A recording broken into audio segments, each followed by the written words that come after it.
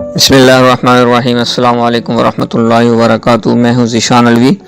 आज मैं आपको इस वीडियो में औरतों के एतिकाफ़ के बारे में बताऊंगा कि उनकी औरतों का एतिकाफ़ कैसे होता है और उसके क्या मसाइल हैं और उसके अंदर क्या क्या उसके टाइम को कीमती बनाया जा सकता है। एतिकाफ़ की जगह के बारे में ज़ाब्ता ही है कि वो इस जगह में हो जिसमें नमाज की ज़्यादा फजीलत हो। मर्दों के लिए मस्जिद में नमाज की ज़्यादा फजीलत है, लिहाजा उनके लिए एतिकाफ़ की जगह मस्जिद है, जबकि औरतों के लिए घर की मस्जिद यानी घर में नमाज के लिए मुकर्रर की हुई जगह में नमाज ज़्यादा अफसल है। तो इनके लिए घर की मस्जिद एतिकाफ़ की जगह है।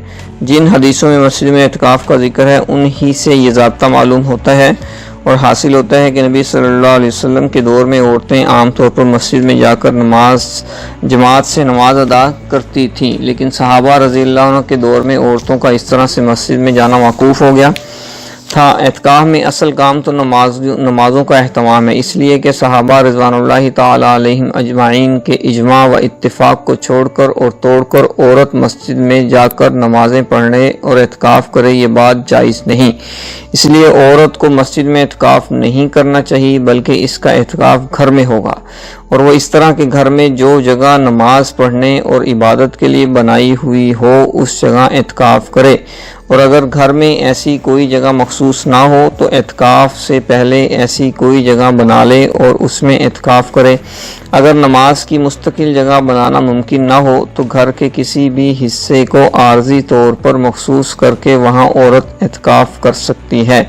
अगर औरत शादीशुदा हो तो एतिकाफ़ के लिए शौहर से इजाज़त लेना ज़रूरी है। अगर औरत ने शौहर की इजाज़त से एतिकाफ़ शुरू कर दिया, बाद में शौहर मना करना चाहे तो अब मना नहीं कर सकता, और अगर मना करेगा तो बीवी के ज़िम्मे उसकी तामील वाजिब नहीं। औरत के एतिकाफ़ के लिए ये भी ज़रूरी है कि वो हैज़ व नफास से पाक हो।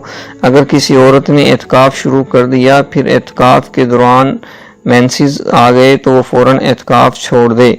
इस सूरत में जिस दिन एतिकाफ़ छोड़ा है सिर्फ उस दिन की क़ज़ा उसके ज़िम्मे होगी, जिसका तरीका यह है कि मेंसेस से पाक होने के बाद किसी दिन रोज़ा रख कर एतिकाफ़ करे।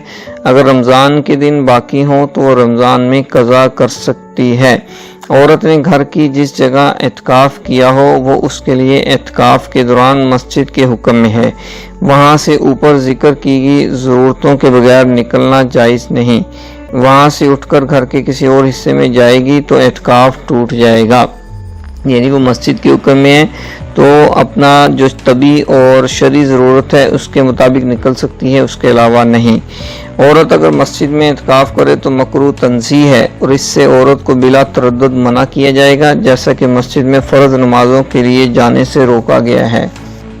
अगर मेरी इस वीडियो से इंस्पायर हैं तो सब्सक्राइब के ज़रिए से मुझे इंस्पायर करें और लाइक करें, और मज़ीद वीडियो आपको इंशाल्लाह और मिलती रहेंगी।